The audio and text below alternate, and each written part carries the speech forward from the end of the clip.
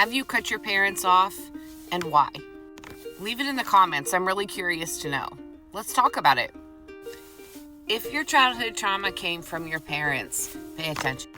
I'm a big advocate of just because you're DNA related doesn't mean you owe them anything or you have to stay around people who are toxic to you. And believe me, family can be the most toxic people. And a lot of your childhood trauma might come from something your parents did. But I'm a huge advocate of, remove yourself from the situation for a while, do your self-healing. And part of that healing when you're making peace with your past is to try to put yourself into your parents' shoes. By now, a lot of you are parents and you know that kids don't come with an instruction manual. God, I wish they did. So when you try to put yourself in your parents' shoes, you have to realize, how were they raised? What were they going through at the time? Could they have done better? Of course they could have. And if you are honest with yourself, you can admit as a parent, you could do better. It takes experience, and every child is different. My mom had 8 kids, and I don't think any of us are the same. We're not the same now. We weren't the same then. Disciplining us was different. We had different attitudes.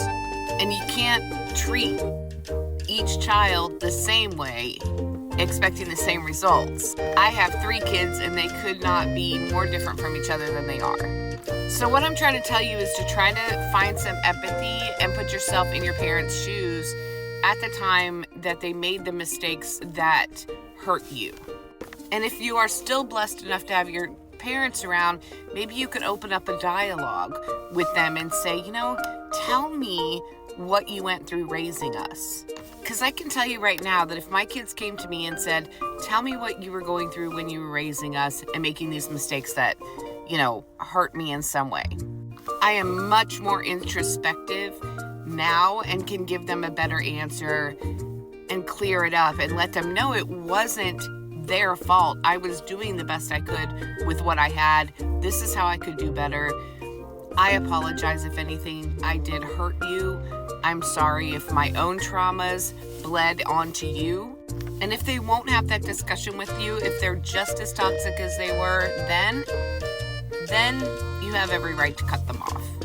They can cry about being alienated parents and all the stuff, but they earned that by that point. But don't just cut them off permanently and never try to put yourself in their shoes or in their position. I think this is a huge part of healing and making peace with your past.